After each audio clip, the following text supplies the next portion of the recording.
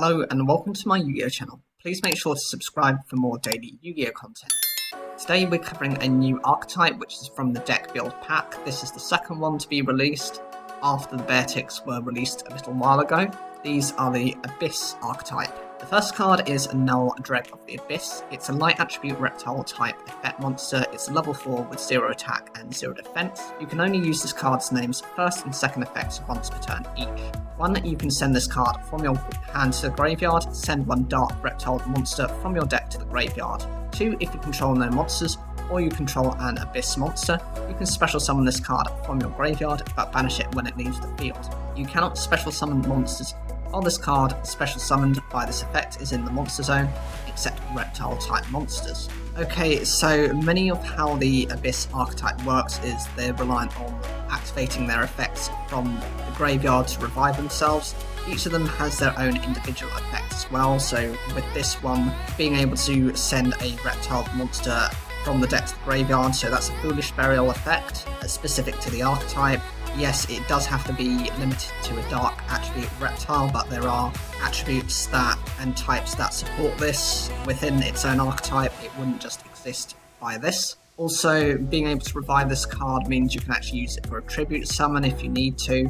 It does have the limitation of being banished when it leaves the field, but many cards that have the ability to revive do this anyway, and I think there are actually support cards which help to recover cards that have gone into the banish pile. The next card is Nihil, Dread of the Abyss. This is a dark attribute reptile type, level 4 with 0 attack and 2000 defense. You can only use this card's name's first and second effects once per turn each. 1. You can send this card from your hand to the graveyard. Send one light reptile monster from your deck to the graveyard. 2. If this card is normal or special summoned, you can add one Abyss spell or trap card from your deck to the hand. So as you see what I mean, two cards interact very well with each other. The first one being a light attribute, the second one being a dark attribute. This essentially does the same first effect, but it just affects the light attribute rather than the dark attribute. It having 2000 defense actually puts it a little bit in a better position because the other one has 0 on its stat lineup, whereas this just has 0 on its attack, so it can stall out a bit. The other thing is, of course, it being normal or special summoned means that you can instantly search for an Abyss spell or trap, so this helps to just search out your deck, thin things out, and actually you can go into something a little bit better and more consistent. Logi, Haze of the Abyss is a light attribute reptile type level 4 with 1800 attack and 1400 defense. You can only use this card's name's first and second effects once per turn each. 1. If this card is sent from the field to the graveyard or special summon from the graveyard, you can target one face-up monster your opponent controls and one monster in their graveyard with an attack equal to or higher attack. Special summon the target in the opponent's graveyard to their field, and if you do, send the target they control to the graveyard. 2. If this card is in your graveyard, you can send one card from your hand to the graveyard, add this card to your hand. So what this card does is, firstly, the stat lineup on it is quite decent for a level 4, it's very balanced, it's not too significant in one stat and too weak in the other. Nice balance to it. The ability to make your opponent revive certain cards, yes, that might be a bit of a downside because it does have to be equal or higher attack. So potentially your opponent is going to bring out, obviously, their strongest monster they can. The benefit might be that actually that monster that had the weaker attack had an effect which was stalling you out and made things a lot more difficult. By substituting the monster, you're able to potentially get rid of that card anyway in later turns. The other thing is its own recovery is okay because you're always wanting these Abyss monsters in the graveyard anyway. So reviving this, even if it's just to the hand, it's a level 4 monster, you can easily summon it next turn if you need to. Zoha, Haze of the Abyss is a dark attribute reptile effect monster. It's level 4 with 1500 attack and 1700 defense. You can only use this card's name's first and second effects once per turn each. 1. If this card is sent from the field to the graveyard or special summoned from the graveyard, you can have your opponent draw one card, and if they do, you can add one Abyss monster from your deck to the hand, except Zoha, Haze of the Abyss. Then each player sends one card from their hand to the graveyard. 2. If this card is in your graveyard, you can send one card from your hand to the graveyard add this card to your hand. Okay, so what this does is, if it's special summoned from the graveyard or sent from the field to the graveyard, then your opponent draws a card, and then you're able to search for one of your Abyss monsters. That's actually quite decent because it acts as a rotor for the deck, adding to your consistency. You do have to discard a card, and so does your opponent, so you can see kind of what your opponent is running, so long as it's not something generic like a hand trap, because that gives you no information. But it does let you set up your own graveyard. The secondary recovery effect lets you get rid of a card anyway, so that's how the archetype likes to work. It's not a problem, and stat line up on it is okay as well. The next card is Curse Dawn of the Abyss. This is a light attribute reptile type, level 8 with 400 attack and 2400 defense. You can only use this card's name's first and second effects once per turn. 1. If this card is in your graveyard, you contribute 1 monster, special summon this card, then your opponent can special summon 1 monster from their graveyard to their field, but its effects are negated. 2. If this card is special summoned, you can target 1 level 4 or lower Abyss monster in your graveyard, special summon it, but banish it when it leaves the field. Okay, so this is one of the 3 quote-unquote boss monsters for the archetype. It has no real stat line up to it, its attack is awful, but it's there just as a defense. It's also being able to, summon out one of your monsters, so that's actually always a good thing, but it does let your opponent summon something as well. It's fine because it shuts down their effect, so essentially they become a normal monster, and this being able to recover when it's special summoned a level 4 or lower Abyss monster means you're able to go into further plays and extensions. Overall, it's an okay card and it helps to set up for things in the future, but it's not something I'd run too many of because you do potentially run into it being a bricky card. Aleth, Dusk of the Abyss is a dark attribute reptile type effect monster. It's a level 8 with 2000 attack and 800 defense. You can only use this card's name's first and second effects once per turn each. 1. If this card is in your graveyard, you contribute 1 monster, special summon this card, then your opponent can add 1 monster from their graveyard to their hand. 2. If this card is special summoned, you can target 2 of your banished monsters, including at least 1 reptile monster, return them to the graveyard. With this card, it's able to special summon itself really easily just by getting rid of one of your other monsters. That's really useful because actually it being a level 8 and only 2000 attack is really weak. Who's going to normal summon it in the traditional way? No one is. They're going to pitch it to the graveyard, use its effect and bring it back. It does have the disadvantage of letting your opponent add any monster they have from their graveyard to their hand, so you do risk letting them recover something that could cause you some problems down the line. The second effect actually works in tandem with the first effect. By it being special summoned, it doesn't matter where it can be. It can be from the hand, or it can be from the graveyard, or it can even be from the deck if you want. You're able to then recover your reptile type monsters that have been banished. Remember what I was saying earlier, there will be aspects of the deck that try and make up for the fact that they get banished, and this is a necessity to how the deck likes to run.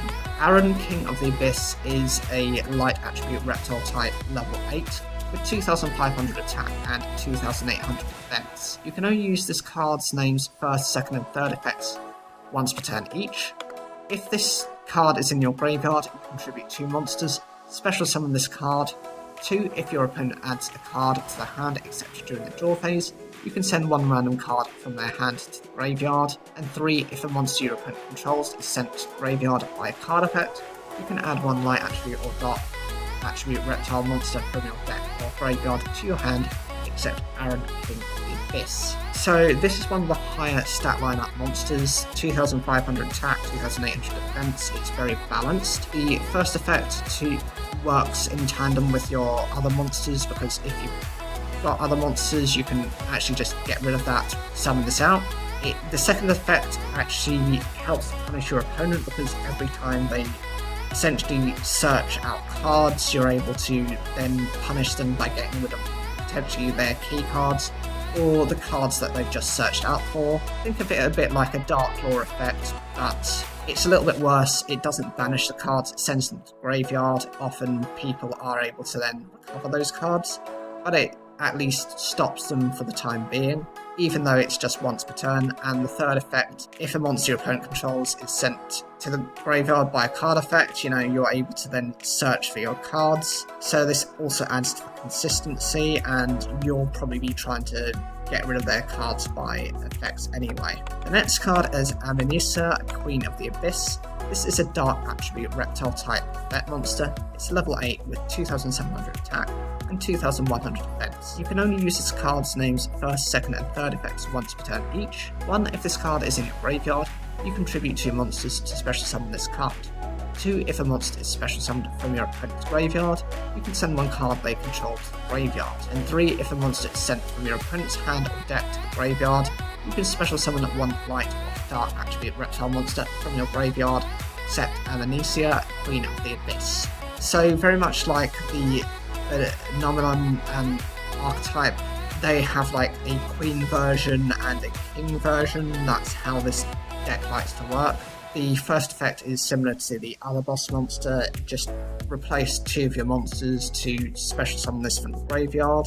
The second effect works in tandem, so if a monster is special summoned from the opponent's graveyard, they have to get rid of 1 of their cards. It punishes your opponent for ever recovering any of their resources, so that's actually a good thing. It puts them off and can stop them from getting to certain parts of the combo pieces they need. And the final effect, if a monster is sent from the opponent's hand or deck to the graveyard, you're able to instantly special summon things, so even if they try and pitch things, it's to their disadvantage and actually punishes them more. The more they play, the worse it's going to get for them. You're going to generate quite a lot of hand and field advantage.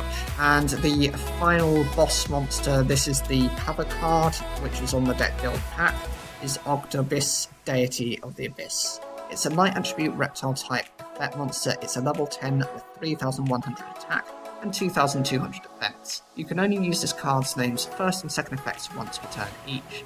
1. If this card is in your graveyard, you contribute 3 monsters to special summon this card.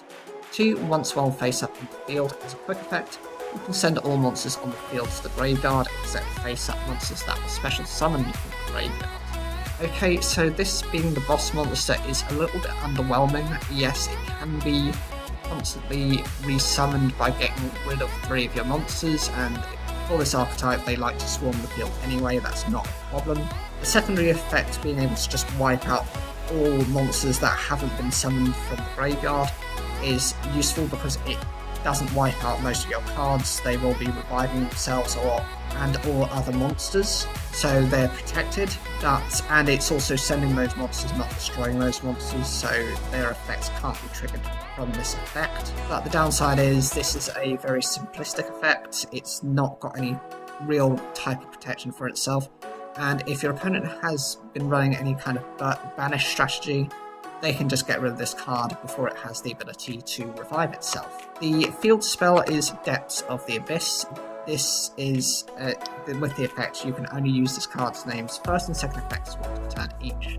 1. If a face-up reptile monster you control is destroyed by battle or an opponent's card effect, you can target 1 card your opponent controls and send it to the graveyard. 2. If this card in your field zone is destroyed by an opponent's card effect, you can send cards from the top of your opponent's deck to the graveyard equal to the number of reptile monsters with different names in your graveyard. I love the design of this card because the first effect kind of forces your opponent to get rid of this card to begin with, which then triggers off the secondary effect.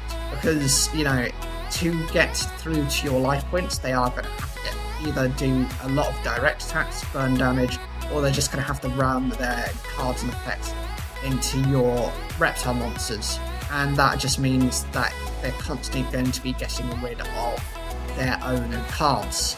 It punishes them, and the thing is that you get to choose which card they send to the graveyard, not your opponent, so you're punishing them further. Unless they're able to get rid of this card or potentially OTK within that turn, it's going to be a grind game where you're in the driver's seat. The secondary effect actually is also quite useful because I know deck devastation strategies aren't that popular these days because most people just like to finish their game quite easily by OTKing or shutting down your opponent's ability to play anything.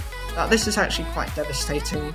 There are quite a number of different reptile monsters you can work with, even just generic ones that you might want to splash within the archetype. I think this would actually pair not too badly with the Phenomenon archetype because they gain, attack stats for the monsters that are in the graveyard that are reptile monsters. So they do work with each other, and being able to get rid of a lot of what your opponent has in their deck by destroying their deck, you're able to get rid of some of the core pieces without them being able to retaliate. Emptiness of the Abyss is a continuous trap card with the effect you can only use this card's name's first effect once per turn. One, during the main phase, you contribute one reptile monster and target one monster in your opponent's graveyard, special summon it to your field, but send it to the graveyard during the end phase. 2, if this card in the spell and trap zone is sent to the graveyard, send all face-up non-reptile monsters you control to the graveyard. So this works a bit like a Call of the Haunted, but against your opponent, you're able to then revive one of their cards by getting rid of your reptile monster. The disadvantage is obviously it gets rid of any of the monsters that are non-reptile type when this is gotten rid of, so if your opponent has any effects, they can make you suffer with that. The problem is quite mitigated anyway because you can just use them as tribute fodder. It's not a big problem, and it's a card that I think is necessary to run within the archetype. Invasion of the Abyss is a normal trap card. With the effect, you can only activate one card with this card's name per turn. 1, special summon 2 Abyss tokens. They're reptile type dark attribute level 2 with 0 attack and defense. If you have 8 or more Abyss monsters with different names in your graveyard, you can apply this effect instead. Special summon 2 reptile monsters with different names from your graveyard. Right, so this card actually helps you depending on your situation. Even if you just summon the 2 Abyss tokens, they can be used for a tribute summon of one of your higher level Abyss monsters. Alternatively, if you've had a bit of a grind game and you've got more of your Abyss monsters in the graveyard, being able to special summon any 2 of your reptile monsters, they don't have to be Abyss monsters, keep that in mind, that's quite important. It means that you can actually go into further strategies like I was saying with Phenomenon archetype.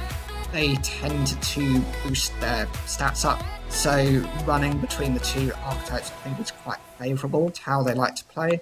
And of course they have to, like anything, reprint a specific card.